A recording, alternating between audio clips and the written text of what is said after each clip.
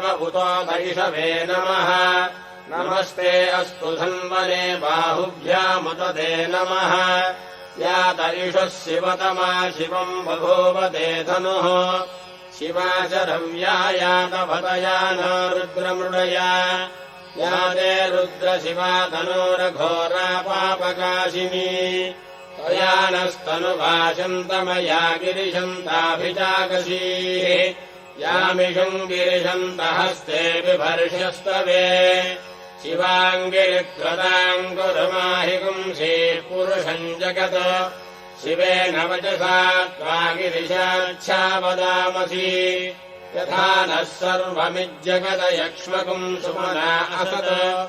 अध्यवोचदधिभक्ता प्रथमो देव्याभिषक् अहीगुश्च सर्वान् जम्भयन् सर्वाश्च यातु धान्यः असंयस्ताम्रो अरुण उत बभ्रुः सुमङ्गलः ये चेमागुम् रुद्रा अभितो दिक्षुः श्रिताः सहस्रशो वैशागुम् हेणयीमहे असंयोभसर्पतिनीलग्रीभो विलोहितः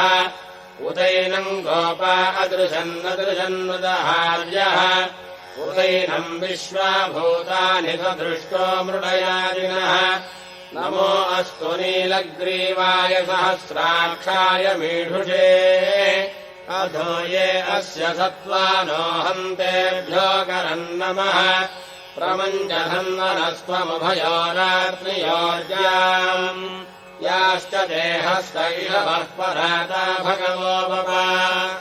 अवदत्यधनुस्वरम् सहस्राक्षसते शुधे निशील्य शय्यानाम् मुखा शिवो नः सुमना भव विज्यन्धनः कपर्दिनो विशल्यो बाणवागुम् उता अनेसन्धस्येषव आभुरस्य निषङ्गधिः या ते हेतिर्मेढुष्कमहस्ते बभूवते धनुः तयास्मानुनिष्कतस्त्वमयक्ष्मया परिभुजा नमस्ते अस्त्वायुधायानातताय धृष्णवे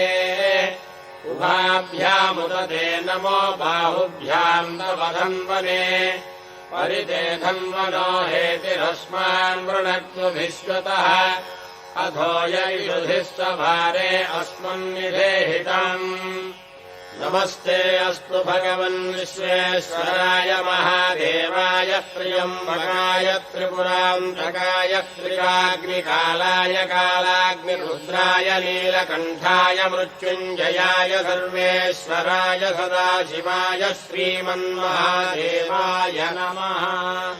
नमो हिरण्यवाहवे सेनान्ये दिशाम् च पतये नमो नमो वृक्षेभ्यो हरिकेशेभ्यः पशूनाम् पतये नमो नमः सस्पिञ्जराय त्रिशीमते पथीनाम् पतये नमो नमो बभ्रुषाय विव्याधिनेन्नानाम् पतये नमो नमो हरिकेशायोपवीतिने पुष्टानाम् पतये नमो नमो भवस्येत्यै जगताम् पतये नमो नमो